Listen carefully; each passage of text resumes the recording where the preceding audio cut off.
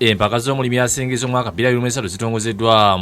Okuzitongoza kubadde ku ssomero lya MST Junior School ya Dr. Emmanuel Lima ne Basal Washington Mgerwale batandika ebwerenga oluvannyuma lwa Nalima okubeera mu kubawanguzi b'empaka eza 2014. Mu kwogera kwe Ssalongo Mgerwale ategeeza nti empaka zino ziri mu bingi ebyoganyula eri abalimi Ssekinomo ate n'abo baliraanye.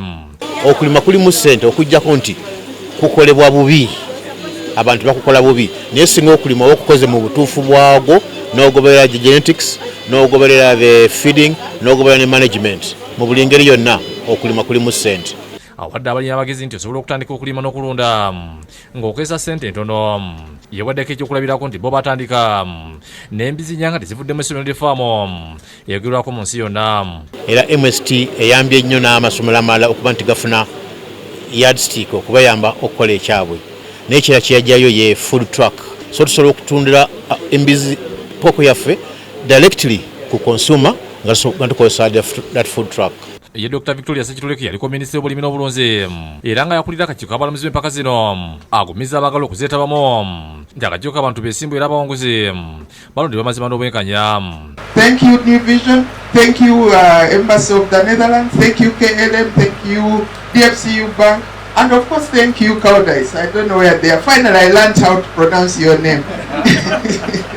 Some of my fellow judges are not here, but we are in it for the long run. Yakulira Vision Group Don Wanyama agamba nti empaka zino ziruubirira okuggya abalimi n'abalunzi abadduukanya ssamba n'amalundiro gabwe mu ngeri enjawulo okubeera ekyokulabirako eri abalala basobole okukyusa engeri baddukanyamu ebyabwe.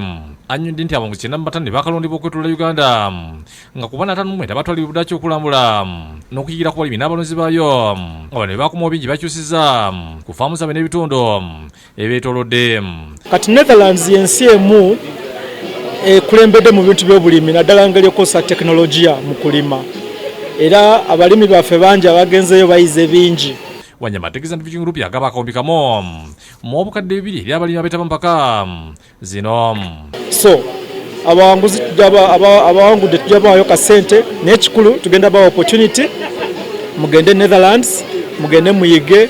Azira abantu okusindika amanya g'abantu basuubira okuba abali abasinga bitundu byabwe babawandiikeko emboozi. Njagala basaba mwena abali eyo, oba omanyi omulimi akuli kumpi oba gwe kennyini gwe mulimi ng'omanyi nti kyokola kiri unique, olina by'okoze nga olowooza Bannayuganda bayinza okuyigirako, tuweereze erinnya, tujja kusindikayo bajjajezi baffe. Abawanguzi 10 bagenda okulondebwa era bagenda gabano kati 15 ganasinga kubanni okuba obukadde 50 okubira obukadde 30 okusatu obukadde 20 olw'abalala 7 bagabana obukadde 50 ate bonna batwalibwa obuddaaki okumala w'ekinnamba.